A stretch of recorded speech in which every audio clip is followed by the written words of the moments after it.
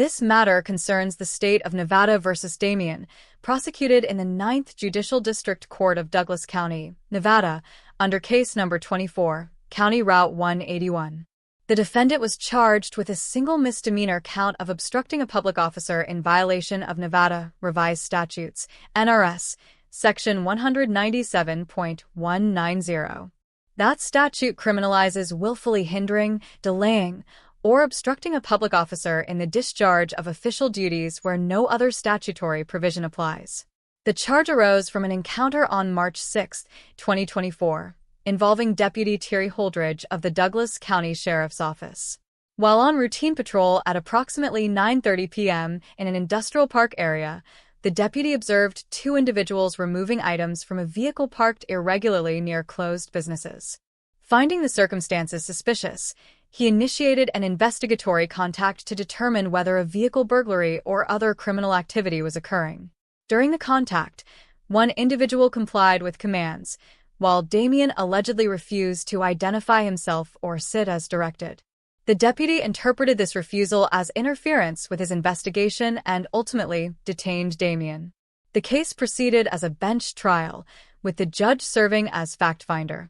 The central legal issues concerned whether reasonable suspicion justified the detention and whether Damian's conduct legally constituted obstruction under the charged statute.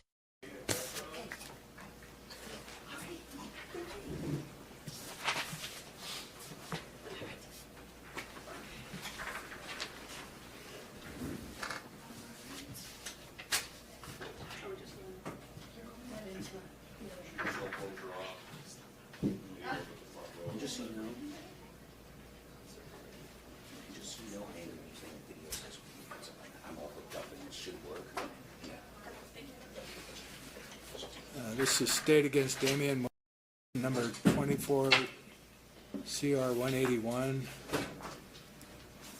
Can you guys enter your appearances, please? Bill Murphy on behalf of the state. Good afternoon, Your Honor. Stevie DeSombra with Joy Gilbert Law on behalf of the defendant, Damian, who does appear in person. Thank you, Ms. DeSombra. Parties ready to proceed? Yes, Your Honor. Go yes, ahead. Your Honor. Either party wish to invoke the rule of exclusion? No, Your Honor. Your Honor, the defense would invoke the rule of exclusion. Okay, the rule of exclusion's been invoked. What that means is that if you're here to testify in this case, then you can be inside the courtroom when you're testifying and not otherwise. And you can't discuss your testimony among yourselves or with anyone else except the lawyers in the case. So who's your first witness, Mr. Murphy? Deputy Tyree Holdridge. Okay. Deputy Woolridge, I'm sorry, did either one of you wish to make an opening statement? I'll make a very brief opening statement if you want, Your Honor. Do you want me to excuse the witness while he does that? Does it matter? It does not matter to the defense, Your Okay. Honor. I'm just going to briefly reiterate the criminal complaint. Mr. is charged with obstructing a public officer on or about March 6, 2024. Deputy Tyree was on patrol in the industrial park of Douglas County. He came upon a car that was on a curb with items being taken out of the car. He went to investigate to see if there was any criminal activity afoot. He asked Mr. to provide him with an ID. Mr. refused. He asked Mr. to sit down. Mr. refused. And Mr. did obstruct Deputy Tyree's deputy's investigation as to whether any criminal activity was afoot. So that's basically Okay. All right. You want to raise your right hand? Do you swear under penalty of perjury the testimony you're about to give is true? Yes. Okay, have a seat up here. And tell me your name and spell your last name. Tyree Holdridge. It's Holdridge. Thank you.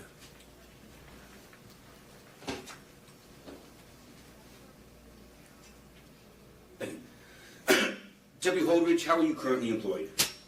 I'm employed by the Douglas County Sheriff's Office and assigned to the Patrol Division. And how were you employed on March 6, 2024? I was assigned to the Patrol Division working B2 in the Douglas County, Carson Valley area. And are you a sworn peace officer in Douglas County? Yes, I am. And what credentials did you have to go through or establish in order to become a sworn peace officer in Douglas County? I went through the Post Academy where I obtained my certificate. Okay. And were you on patrol on March 6, 2024? Yes, I was. And where were you on patrol? I was on patrol in Douglas County in the middle of town. Okay. And on March 6th of 2024, did an incident happen that brings you to court today? Yes, it did. Okay. Start at the beginning and tell us where you were, and then we'll take it from there. On March 6th, at about approximately 23 hours, I was patrolling the industrial area of Southgate Drive and Pep Circle. Okay. Let me interrupt you very quickly. That area that you're describing, is that located in Douglas County? Yes, it is. Okay, please proceed.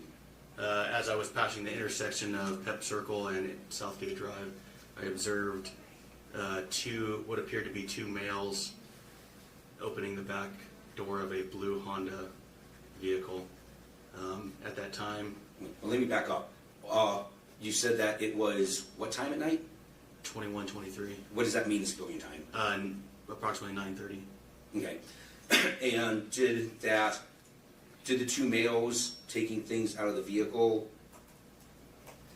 arouse your suspicion in any way? Yes, it did. Okay. And as part of your duties as a law enforcement officer with Douglas County, do you patrol the industrial park and look for any criminal activity that might be afoot? Yes, I do. Okay, please proceed.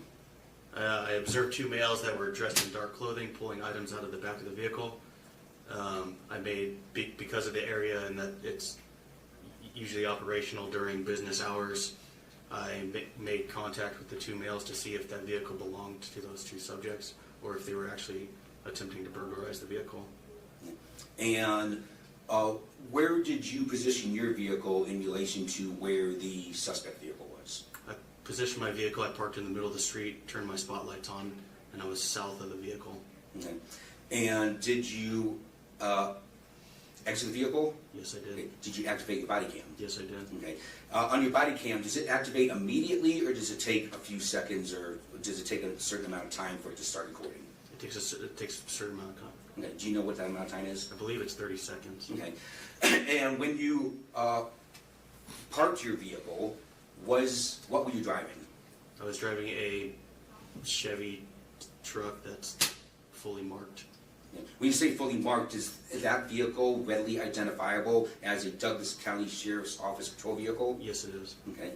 And how is it identified as a Douglas County Sheriff's Office patrol vehicle? It says Douglas County Sheriff's on the side of it. Okay, does it have lights on the top? It has emergency lights and spotlights. Okay. And when you got out of the vehicle, what were you wearing? I was wearing a full Douglas County uniform that identified myself as a deputy sheriff. Okay, is that similar to what you're wearing now? Yes, it is. Okay, so you have the badge, Yes, I did. you have the vest, Yes, I did. you have the badges on your shoulder. Yes. If you could stand up and turn around, please. Okay, do civilians wear that kind of equipment? No, they did not. Okay. So what did you do when you get out of the vehicle? I contacted the two males and asked what they were doing. They told me not to worry about it. I asked them to present their identification to see if the vehicle was actually theirs, because that's what they had said. One person that was there complied with everything. The other person did not. Let's back up a little bit. So when you got out of your vehicle, did you have a partner with you? No, I did not. Did you have any backup coming? No, not at that time. I did not. Okay, so is there an extra abundance of caution that as a law enforcement officer you would exercise when you are engaging two unknown people? Yes. Okay, so please proceed. Because I was in a dark, unlit area where there should be nobody, I requested both the two males to sit on the curb so I could figure out what was going on to see if that was their vehicle or their dad's vehicle. One person complied, the other person did not. I asked him for his identification. He told me I didn't need it. He began fidgeting in his pocket and pulled out his phone. I asked him to sit on the curb and he told me he didn't need to. He began reaching in his pocket again, so I grabbed him because I did not know if he had any weapons. It was dark, I was by myself, and I didn't have any backup with me. Went to grab his wrist and he began to pull away, so I took him to the ground. Okay. Permission to approach the deputy, please? Go ahead. Thank you.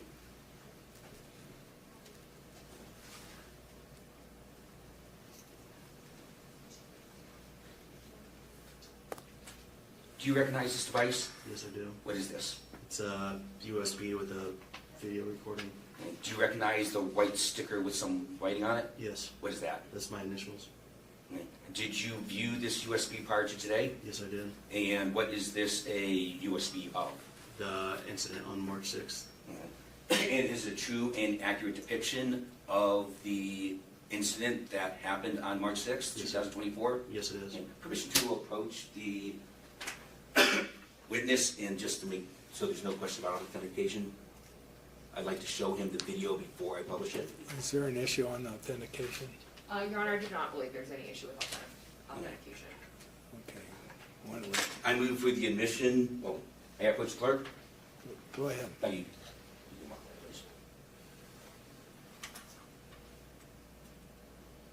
You want to put a sticker on it? Will you still be able to play it? Yes.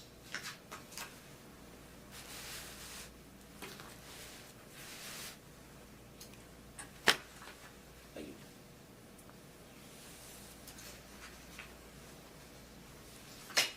Now I move for the admission of State's Exhibit 1.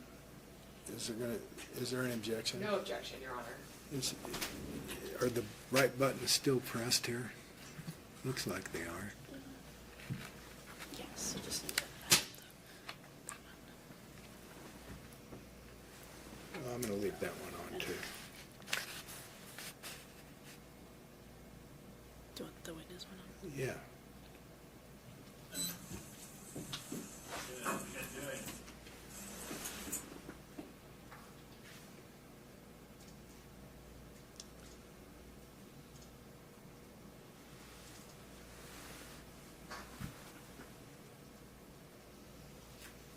Okay. So Deputy Deputy Holdridge, do you recognize this video? Yes, I do. Is this the video that you previously watched in my office? Yes, I did. Okay. And is this the same video that you put your initials on? Yes, it is. Okay. Having viewed this video, is it a true and accurate representation of what happened on the evening of March 6, 2024? Yes, it is. Okay. And if you can identify where this video came from? It came from my body camera. Okay.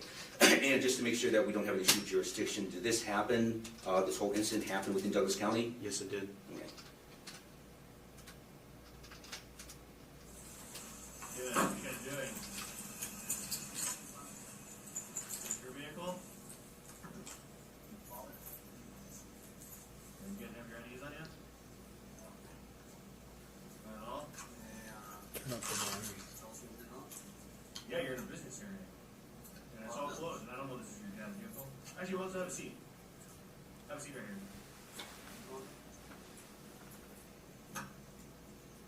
Have a seat.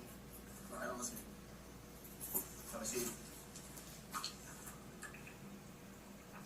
Okay, so let's have a very quick conversation about what's happening here. So there's a person on the right hand of the screen. Is that the person that's in compliance? Yes. Okay. Is there a person on the left hand of the screen? Yes. Okay. And were you able to later identify that person? Yes, I did. Okay.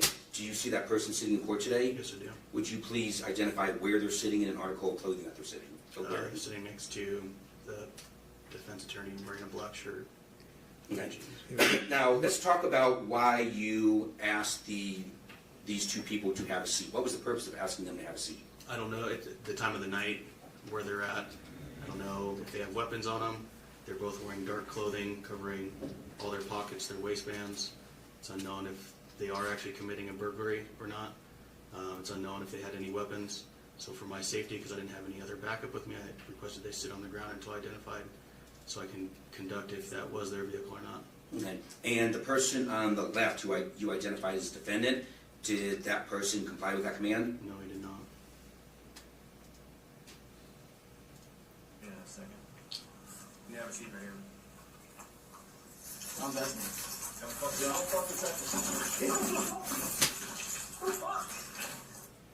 Okay.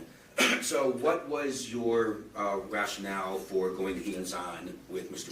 The fact that he was fidgeting in his left pocket, he was wearing dark clothing, wasn't obeying commands.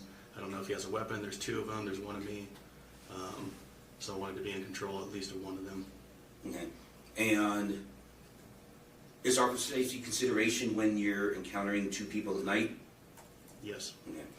So, just to back up to make sure I understand your testimony, is you encountered this situation, is that correct? Yes. And you were investigating whether there was any criminal activity at first, is that correct? Yes. Okay. What was the purpose of asking those people for the identification? To confirm if they were the registered vehicles of the owner, or if they have the same last name as the registered owner on the vehicle. Okay, so you attempted to investigate. Yes. But Mr. interfered or obstructed your ability to do that investigation. Yes. And then you gave him a command to sit on the ground. Is that correct? Yes. He refused to do so? Yes.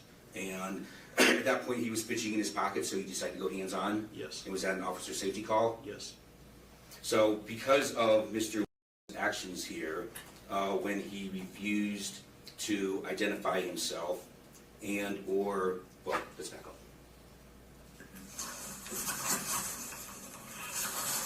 Dad, put a fucking cuff on me. Get off. I said get on the ground. Alright? Put a cuff on me. Get off. You're choking me. Don't let me record this shit. I said get on the ground. I don't know what you're doing. What did I do On wrong? the ground right now. What did I do wrong? What did I do wrong? Is it wrong? Yeah, it's on. Get the fuck off of me. Ow! You fucking get off. Roll on your stomach. No. I'm not listening to you. What the? Let's pause very quickly there. What was the purpose of you telling Mr. to roll on his stomach? So I could put him in At the handcuffs. commencement of trial, the state invoked testimony from Deputy Holdridge as its sole witness. The prosecution outlined that the deputy, while patrolling an industrial area after business hours, observed two males dressed in dark clothing removing items from a vehicle parked partially on a curb. Based on the late hour, the location, and the unusual positioning of the vehicle, the deputy suspected potential criminal activity and approached in a fully marked patrol vehicle while wearing a standard law enforcement uniform. The deputy testified that he asked both individuals to provide identification and to sit on the curb for officer safety. One complied. Damian allegedly refused, stated he did not need to comply, and repeatedly reached into his pockets. The deputy described concerns about weapons and lack of backup. When Damian failed to follow verbal commands, the deputy went hands-on and detained him. Body camera footage documenting the encounter was admitted without objection. The prosecution argued that Damian's refusal to identify himself and comply with commands impeded the deputy's ability to confirm vehicle ownership and complete the investigation, thereby satisfying the statutory elements of obstruction. The court permitted the evidence and testimony, setting the stage for defense cross-examination focused on the sufficiency of the deputy's reasonable suspicion and the legitimacy of the commands. So I could put him in handcuffs. Okay. And why did you make the decision to put him in handcuffs? Because I had one other person that was still behind the vehicle. Okay. So was he under arrest for anything, or was he being detained? He was being detained. Fuck off with me. Start recording. End the call. End the call, start recording, please. End the call, start recording.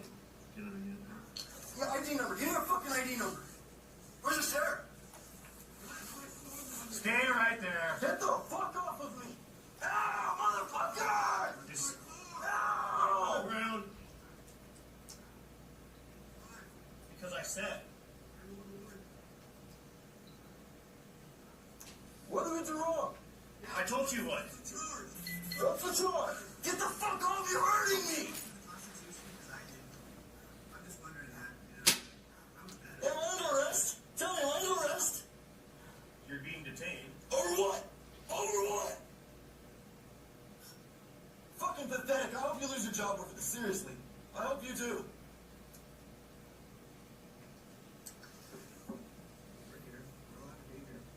I don't know that. I don't. Hey! I don't know this is your car. It looked like somebody was breaking into your car. I did.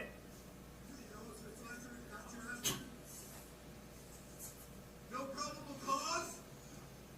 No investigation?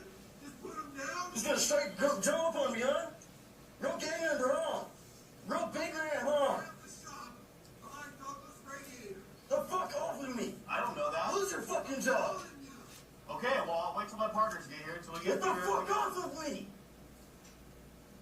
You have no reason, you have no probable cause. I do. Over what? Say it! Say they have legal probable cause. And once again, is that the body cam that you were wearing at the time of the incident? Yes, it is. And is that a true and accurate representation of how things went down that night? Yes, it is. Okay, so just to rehash before I let you go, were you investigating suspicious circumstances? Yes, I was. Is it part of your job to investigate suspicious circumstances? Mr. Murphy, this is the third time you've been through this. It's not necessary. It's a trial to the court. Okay, then I will pass the witness. Okay. Morty, you stated to the state that at the time of this incident at 9:30 in the evening, partially why you approached the situation was because of the fear of what happens at night. Is that correct? Or the fear of not having backup at night? I don't get your question. What is the importance of this event occurring at night as far as how you then approach your investigation? Why I stopped in contact with them? Do you have any different policies on how you approach an investigation, whether it is daylight or at nighttime? No, I do not. So there was no additional danger because this was occurring at night. There was. So how do you approach that additional danger? You spotlight them and you control the subjects. At what point do you consider that an investigation becomes more dangerous because of lack of daylight? Is it as soon as it becomes dark? Is it at 1 a.m.? Is it at midnight? There's a lot of circumstances. Can you elaborate on that? The time of day, the area they were in. There's two people. They're wearing dark clothing. They're wearing dark clothing that's covering their waists and their hands. And you said this occurred approximately at 9:30. Yes. There's still a significant amount of people out and about at 9:30. Is that correct? Not in this area. In this industrial area. No, there's not. But typically people are still awake at 9:30. This isn't like it's 1 a.m. Not in this area, there's not. I wasn't asking about the area. People are typically still awake and conducting their day-to-day lives at 9:30, correct? Yes. How familiar are you with this particular industrial area? I'm very, very, very familiar. Are you familiar with Douglas Radiator? Yes, I am. Are you familiar with their business hours? Yes. Are you familiar that they work there outside of the scope of 8 to 5? They usually don't. And how are you familiar with their business areas? Because I'm friends with the owner. And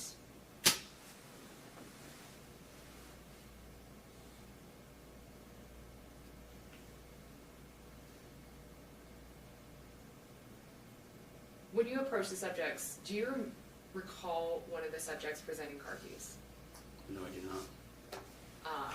Can we replay the body cam, Your Honor? Thank you. Talk, you guys talk between yourselves. I don't direct that. You have to, Well, I have, You the can help. state's You- exhibit has already been admitted, state's exhibit yeah, one. you can help her out. You can help her out, Ms. Okay. Murphy. She's not familiar with our AV I'm equipment. having a problem doing that, was indulgence.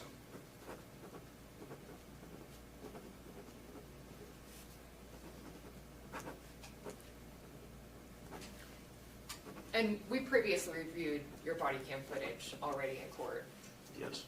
If we reviewed the footage, would you recall if either of the subjects presented car keys? If I wash their hands, I guess so.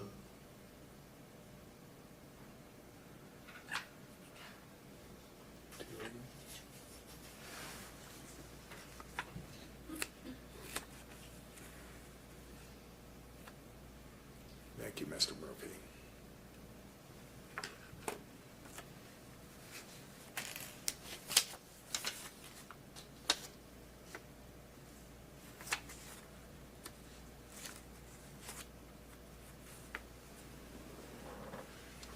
I was asking about the bail hearings. Do we have any bail hearings in the 30? Yeah, there's two. Okay.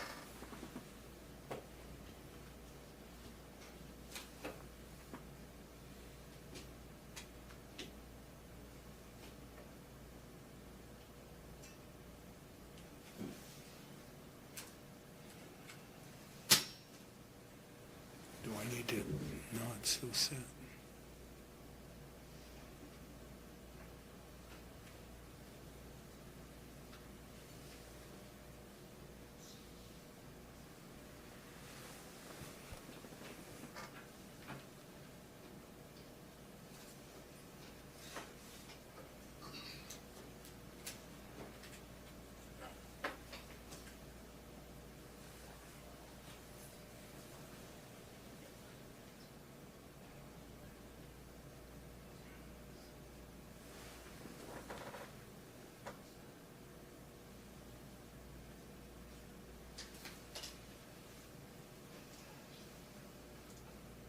During cross-examination, defense counsel challenged the factual basis for the deputy's suspicion and the necessity of escalating the encounter.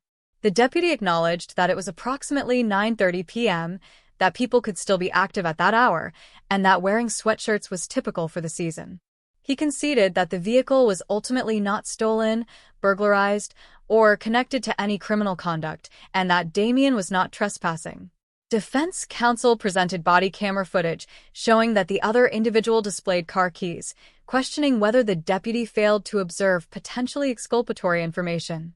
The defense further argued that refusal to identify oneself should not constitute obstruction under NRS Section 197.190 because Nevada law separately addresses identification refusals under a different statute. Counsel contended that no criminal conduct existed to justify continued detention and that noncompliance alone should not equate to criminal obstruction. In closing, the prosecution maintained that the deputy possessed reasonable suspicion based on the time, location, and circumstances, and that Damian's refusal to provide identification and obey commands materially interfered with the investigation. The judge actively questioned both parties regarding whether mere refusal to identify oneself legally constituted obstruction and whether the deputy's interference with Damian's liberty was justified under constitutional standards.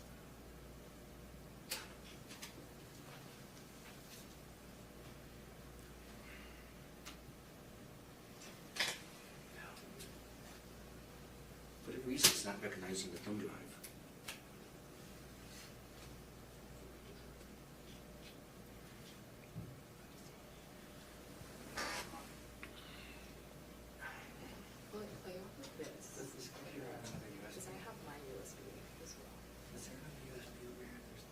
No, this won't fit into this. It worked 5 minutes ago. You have your copy of the file, can you play it? I do have a copy, Your Honor. I'm just not sure Yeah, I don't need it. logistically how it No, that's why we got, they have classes on this stuff. Who's the whiz in our department? Who's the whiz in back here in the clerk's office? Oh, man, there you go. Here we go. Thank you.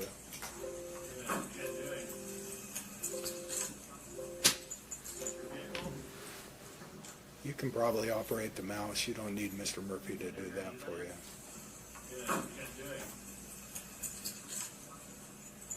Your vehicle? You guys ever got any use on you? Not at all? Yeah, you're. This is the same body camera we reviewed earlier, correct? Yes. Do you now see one of the subjects holding up a pair of keys Yes. to approach the vehicle? Did you see those keys at that time? No, I did not. Did you recall either of the subjects stating that it was their vehicle? They stated at it, but if you look at the vehicle, it's not parked in a regular parking spot. It's parked halfway on the street. It could have been stolen. They could have had the keys. And how did you determine that it could have been stolen? It's parked in a weird area. People ditch cars in industrial areas. Did you see them prior to them being at the car? No, I did not. Did you take any additional action to ask them about the keys or about their ownership of the car? I didn't even see the keys. Did you ask them any additional questions about their car? Or their Not ownership after of the car? Mr. became uncooperative. Is there any way you could have identified their legitimacy to the car outside of an identification? If they would have provided their identification. Is there any additional way you could have There's, yeah, legitimized? I could have. And how would that be? They could have complied. Is there no other investigation you could have taken to establish legitimacy of the ownership of the Once they car? become uncooperative, it became an officer safety issue. I'm not going to walk back to my car and turn my back to two people that are wearing dark clothing in a dark, unlit industrial area. But at this point, what is your reasonable suspicion that a crime is occurring at this? That they're breaking into a vehicle. What is the reasonable suspicion for you to have made the determination that they're breaking into a vehicle? That it's in a dark, unlit business area. The car is parked not in a parking spot. It's parked halfway on the sidewalk. They're not answering any questions.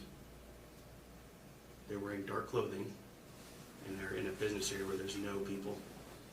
Do you recall what date this occurred? Yes, What was that? March 6th. And that is typically a cold time of year, right? Yes, Typically a time when people wear sweatshirts. yes. Was there anything out of the ordinary that they were wearing sweatshirts? I mean, I was wearing a short sleeve that night. It wasn't that cold. But it's early March, and it's typically cold at night. Yes, So you determine, based upon dark business area, people approaching a car that's reasonable suspicion to then identify an investigation of a burglarized car. yes, So do you approach people in any dark business parking lot regarding burglarizing a car? yes, I do. Any person that is in a dark parking lot Yes, I do. at night? That's my job.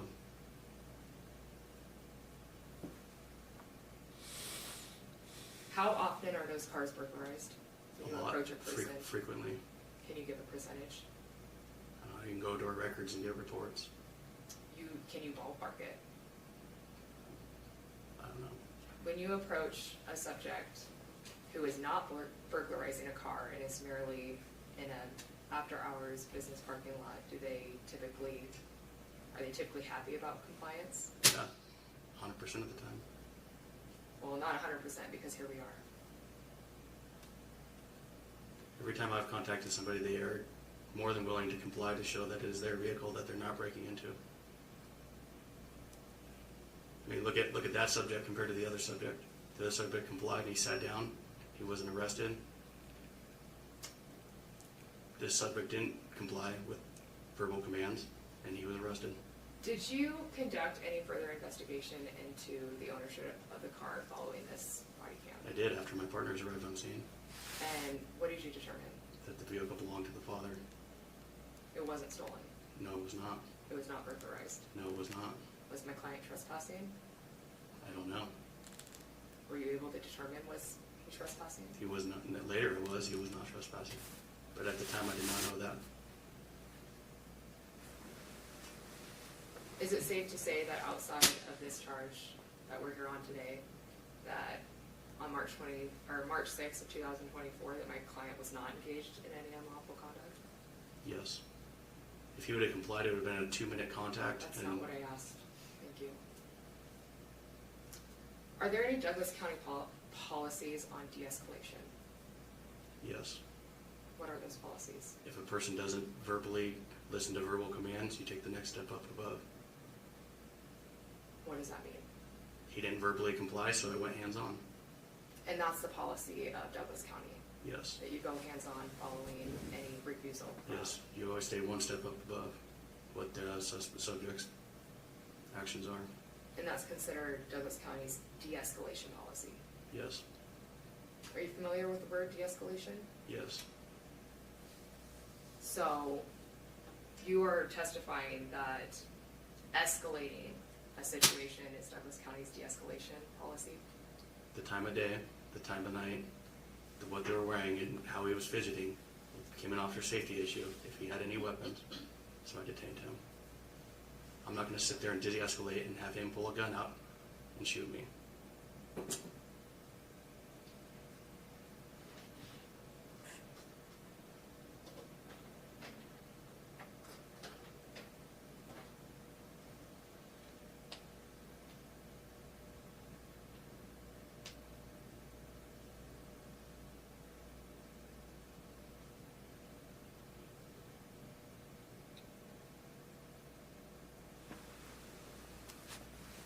Nothing further from the defense, Your Honor. Okay. Any redirect? Just very briefly. A question was posed to you about when you make contact with people, potentially in parking lots, after hours, in the dark. Are those people generally appreciative that you're making sure that their cars aren't getting busted into? Yes, they are. Thank you for your testimony. I pass the witness. No follow-up, Your Honor. Can the witness be excused? Yes, Your Honor, and not subject to recall. I'm not using it. Okay, you're excused. Thank you. Do you have any other witnesses? I do not, Your Honor. I still have the thumb drive. Does the court want me to give the thumb drive to the court, to the It's clerk? been or- admitted in evidence. Yeah, it should be. Or do you want to use it? It should be lodged Okay. with the clerk.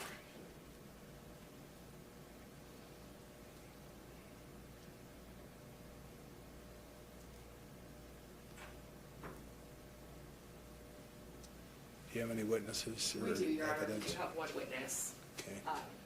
Would you like me to call him now? It would be Jonathan Hollingsworth, Your Honor. Okay, Mr. Hollingsworth.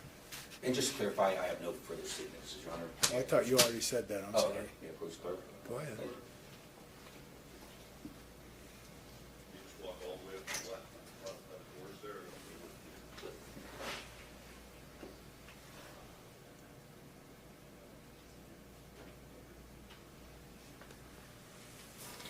You want to raise your right hand for me, please? Do you swear under penalty of perjury the testimony you're about to give is true? It's true, Your Honor. You want to tell me your name and spell your last name, please? My name is Jonathan Hollingsworth. With the spelling, Just the last name. HollingSworth. Okay. So, Mr. Hollingsworth, you're soft-spoken. I am too, but now I'm old and I got hard of hearing. So sit up there and talk out loud, okay? Go ahead. Good morning, Mr. Hollingsworth. How old are you? I am 38 years old. Where do you reside? I live in Reno. Are you familiar with Damian? Yes. How are you familiar with him? I've known him since he was like 3. So, for a lifetime. Yeah, he's a family friend. So you would consider him a friend then? Yes. Do you frequently spend time with him?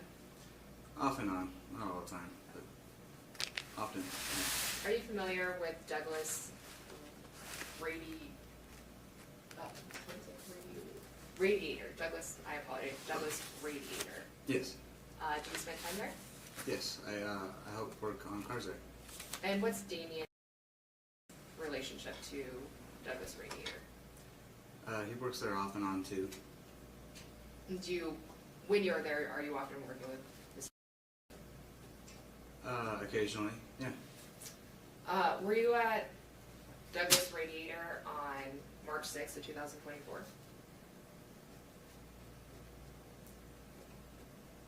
Yes. What were you doing at Douglas Radiator on March 6th? I was working on a car. Were you there all day? I was there till about 11 o'clock at night. And were you with Mr. on that day? Yes. Were you working on a car together? Yes. What was the plan after you guys completed working on the car? The plan was to go to the car and grab the bedding because there was a loft in the shop, and that's where we would stay until we could work in the morning. So I'm going to back you up a little bit. So you were working on a car. Yes. Was that in a shop? Yes. That was at Radiator? It was at Douglas Radiator. Douglas Radiator. And then you say you went to a car to get belongings. Yes. Was that a separate car than the one you were working on? Yes. Was it outside of the shop? Yes. In relation to the car you were working on and the shop that you were working at, where was the car that had your belongings? It was across the street from the building that we were at. It was at the other building. There was 2 buildings. And was it still parked within the general parking area of It was Douglas on. Radiator? It was on Douglas Radiator property. And who had the keys to that car? I did. And did Mr. go to the car with you? Yes, he did. And when you got to the car, were you able to find your belongings? Yes. And while you were looking for your belongings, did anything out of the ordinary occur? Yes. We were approached by an officer, and I didn't understand why. And so I proceeded to continue going through the car, and then that's when Damian was tackled. So you have the keys to the car when you approached the car, correct? Yes. Did at any point in time did you attempt to present the keys to the law enforcement officer? I showed him the keys. Were you surprised by law enforcement's presence? Yes. Was there any reason to believe that you needed law enforcement assistance? No. Did you believe that you were participating in any sort of criminal act? No. Were you caught off guard by law enforcement investigating the car? Yes. Would you say that the circumstances you were unprepared for? Yes.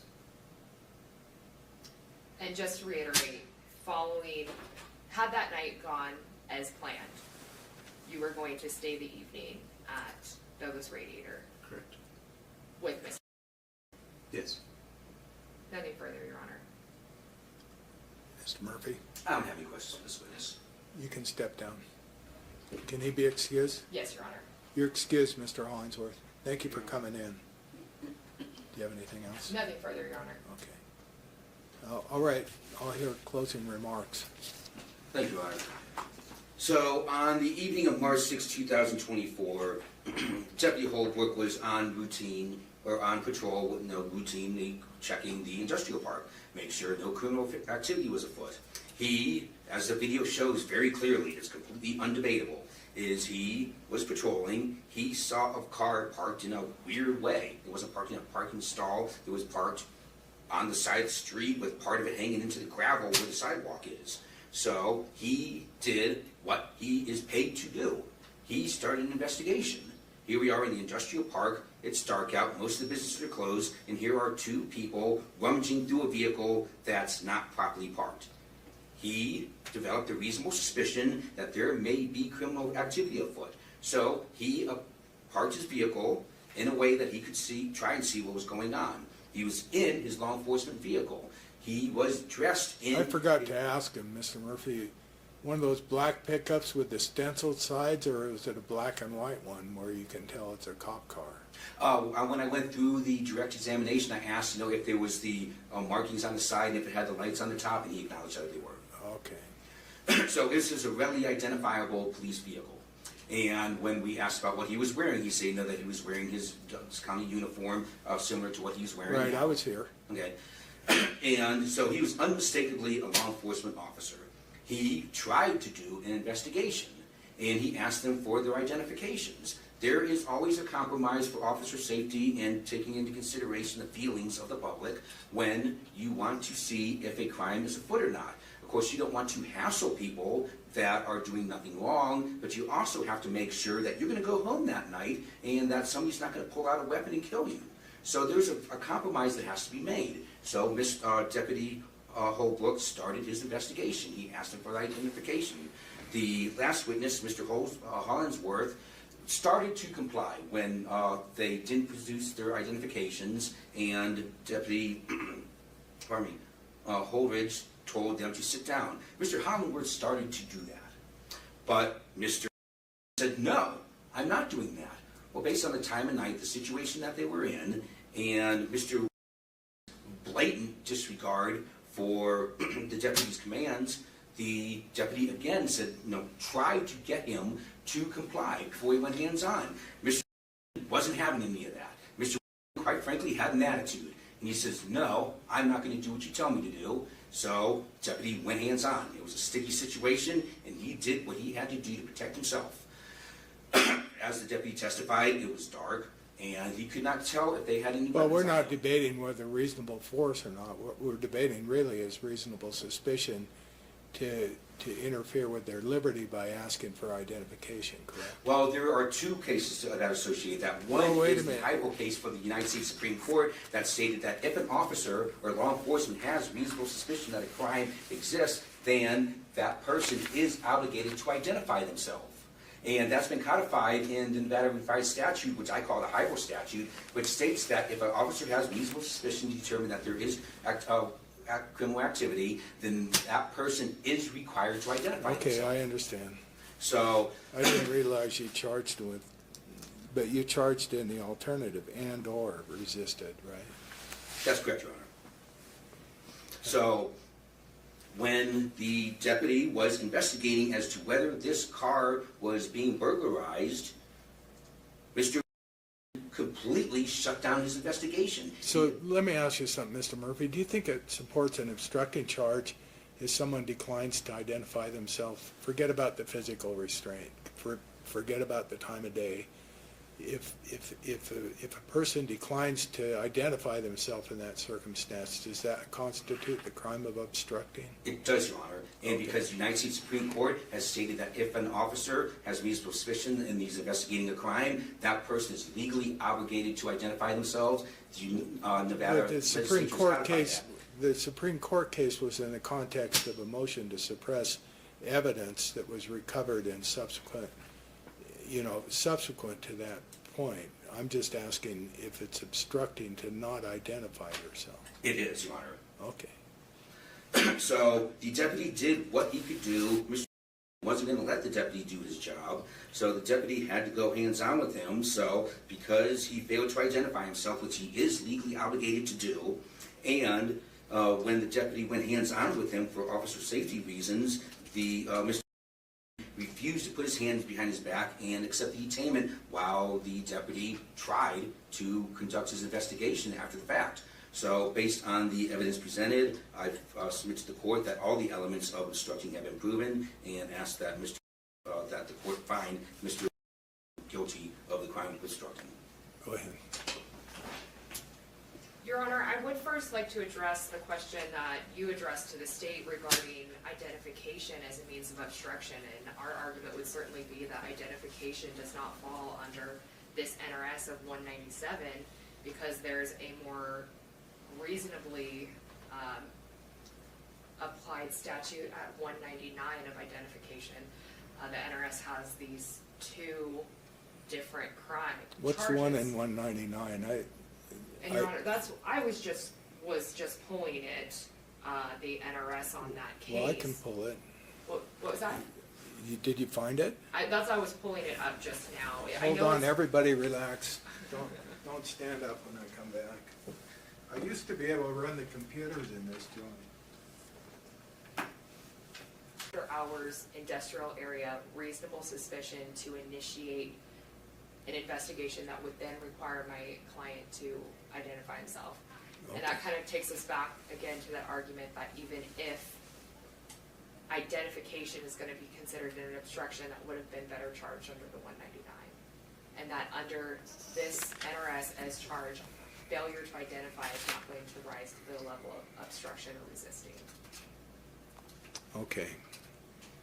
Thank you, Your Honor. Mr. Murphy? Just very briefly, it appears that this is an argument about reasonable suspicion. So reasonable suspicion is not an incredibly high standard to satisfy. All the court judge or the officer needs is a reasonable articulate suspicion that criminal activity is afoot. It's not probable cause, it's not a hunch. So it's in between. That hunch is, as we all know, is not a legal standard, but as the United States Supreme Court stated in Terry, that, reasonable suspicion is not a hunch. It's a little I was a bit little separate. disturbed without, both you and counsel led the witness on these issues, Mr. Murphy.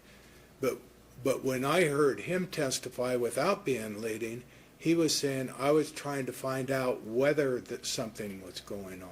Right, And I know that's not only a manner of speaking, but I don't think that police officers have a right to interfere with someone's liberty to find out whether they're doing something wrong. I think they can only interfere with their liberty if they have a reasonable suspicion that something's going on. And I completely agree with you, and that is the standard. So you can't, this isn't a Cold War era Russia where it says, citizens, show me your papers at random. Well, isn't that kind of what he did? Absolutely not. What he did is he was on patrol in the industrial park when most of the businesses are closed. He saw a car that was parked in a weird fashion. He saw people taking things out of the car, and he saw that the way they were dressed, they were covered up with their, they couldn't see whether they were armed or not. So based on those circumstances, Deputy Holdridge did exactly what he gets paid to do, is he investigated those suspicious circumstances. So even, and now just hypothetically speaking, even if that car were parked in a marked stall in between two white lines, he would still be justified in investigating to make sure he saw items being removed from that vehicle at night in the industrial park where most of the businesses are closed.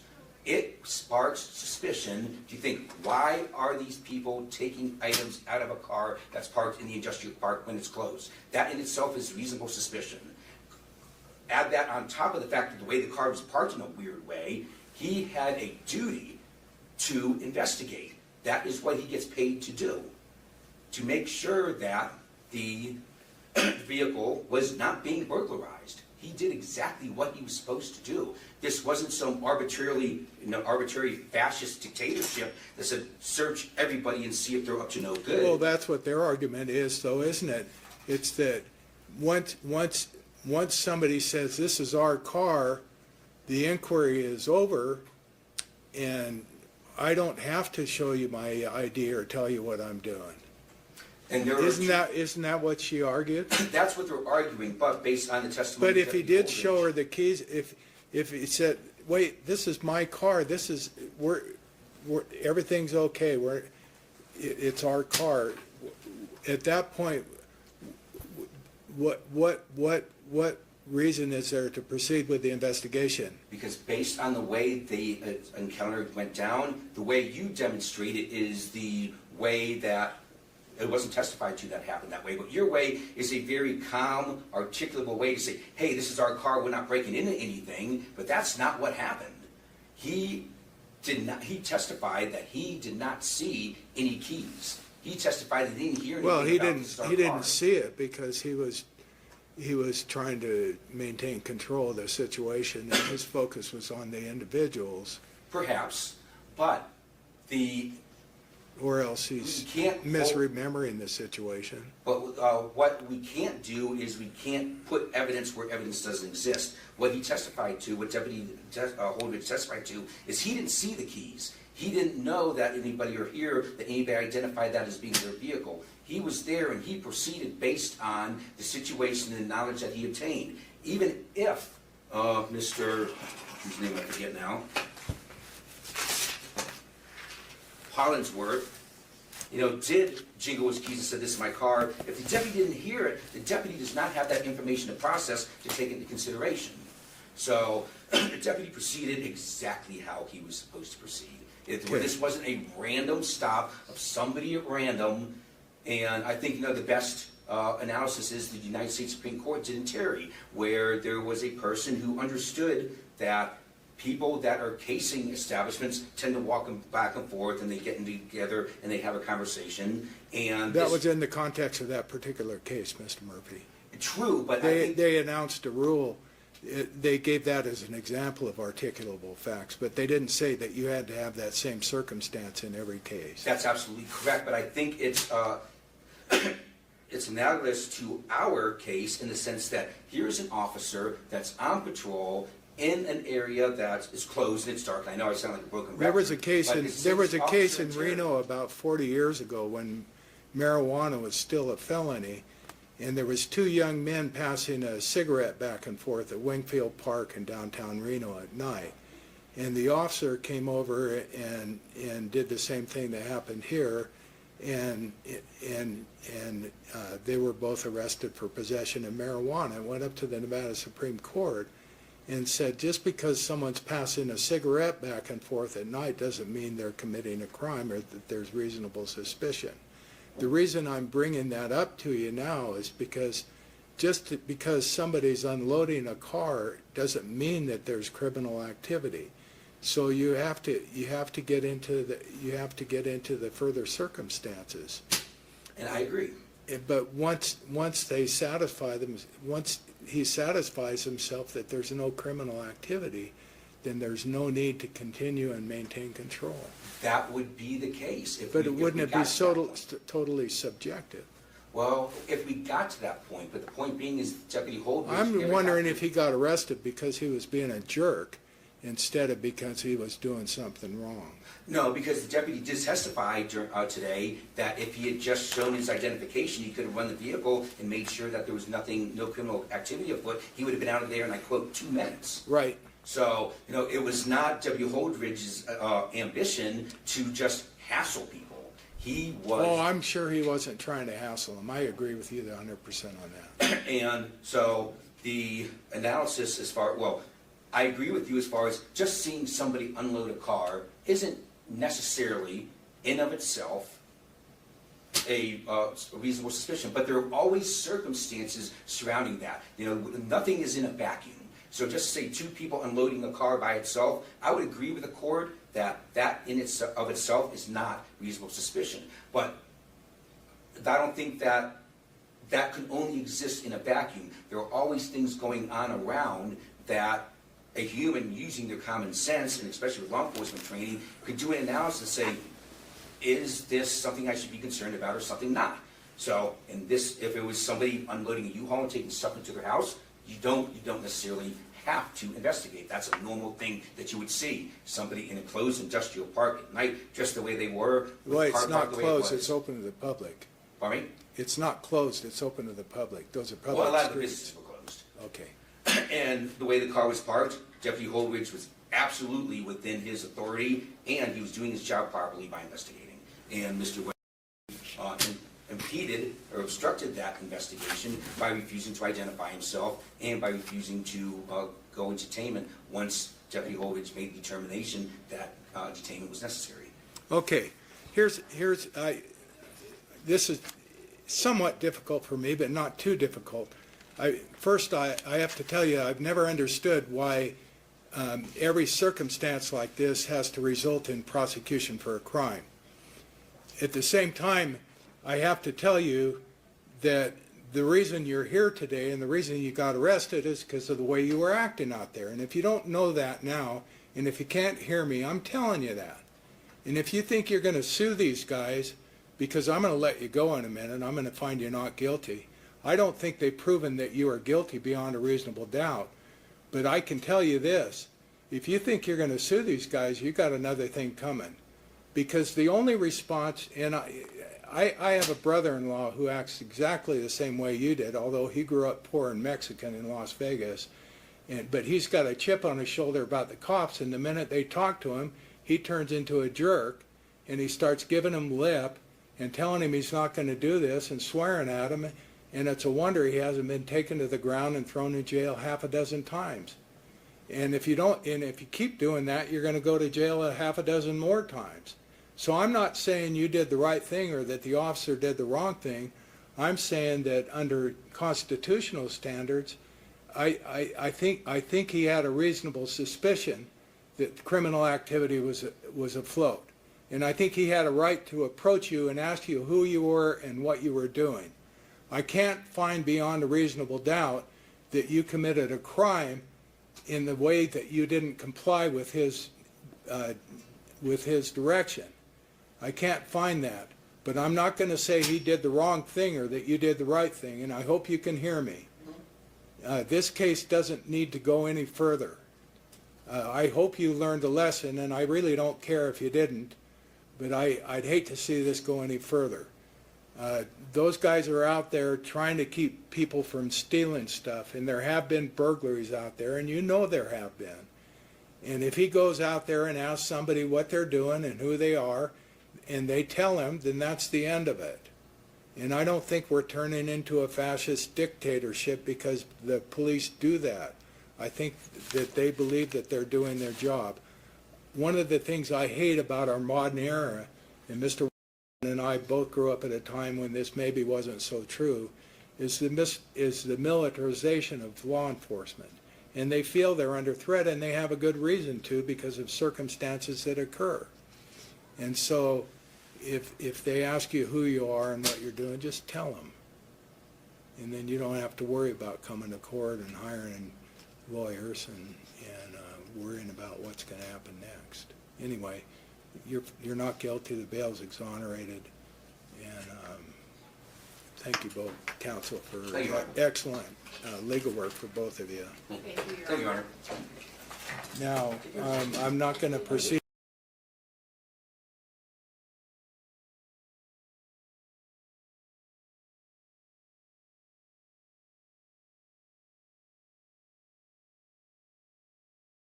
After considering the testimony, exhibits, and arguments, the court rendered its verdict from the bench.